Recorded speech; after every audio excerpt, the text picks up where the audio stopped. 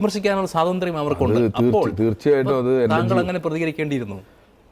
ഇല്ല, അത് ഒഴിവാക്കേണ്ട ഒരു കാര്യം തന്നെയായിരുന്നു. അതെന്റെ ജീവിതത്തിൽ വേണ്ടാത്തൊരു കാര്യം തന്നെയായിരുന്നു.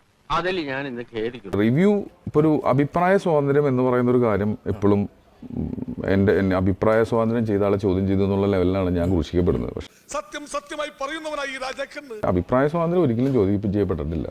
ആർക്കും അഭിപ്രായം പറയാം, ആർക്കും അതിനെക്കുറിച്ച് അഭിപ്രായം പറയാം, എല്ലാ കാര്യങ്ങളും പറയാം.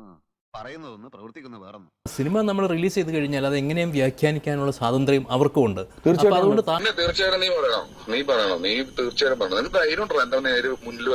അതുകൊണ്ട് താങ്കൾ കാണാത്ത ഒരു കാര്യമായിരിക്കും അവർ കാണുന്നത്, താങ്കൾക്ക് ഇഷ്ടമില്ലാത്തൊരു അഭിപ്രായമായിരിക്കും.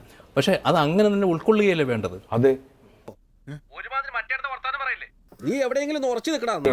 നമ്മളുടെ ജഡ്ജ്മെന്റുകൾ തെറ്റി. അത് ഈ ജഡ്ജ്മെന്റ് തെറ്റുക എന്ന് പറയുന്നത് എന്നെ സംബന്ധിച്ച് ചെറിയ പ്രശ്നമല്ല. എന്നിട്ട് പർപ്പസ്ഫുള്ളി പല സ്ഥലത്ത് അത് പോസ്റ്റ് ചെയ്യുകയും അതിനുവേണ്ടി സമയം ഒരുപാട് സ്പെൻഡ് ചെയ്യുകയും ചെയ്യുന്ന ഒരാളെ എന്താണ് പരിപാടി എന്നുള്ള ലെവലിലാണ് ആ ഫോൺ വിളി പോയത്. പക്ഷെ ഒരാൾ എന്തെങ്കിലും പറയുമ്പോഴത്തെ ഇത്രയും പ്രൊവോക്ഡ് ആവേണ്ട ആവശ്യം എന്താണ്?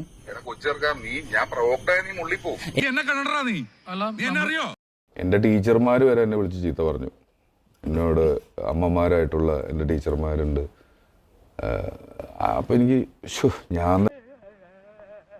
ജോജുവിനെ സംബന്ധിച്ചിടത്തോളം ആ സിനിമ ജോജുവിൻ്റെ ജീവിതമാണ്. അതിലെ വൈകാരികത മനസ്സിലാക്കാം. പക്ഷേ അങ്ങനെ തന്നെ മറ്റൊരാളത് മനസ്സിലാക്കണമെന്ന് വാശി പിടിക്കാൻ കഴിയില്ലല്ലോ. നിന്നെ സമ്മതിക്കണം. നിന്റെ വായിൽ എങ്ങനെയാടാ ഇത്രയും പെട്ടെന്ന് ഇത്രയും വലിയ നുണകൾ വരുന്നേ? അതൊക്കെ ഗോപാലകൃഷ്ണൻ ഒരു നമ്പർ അല്ലേ? ഇത് എന്റെ ഒരു നമ്പറാ.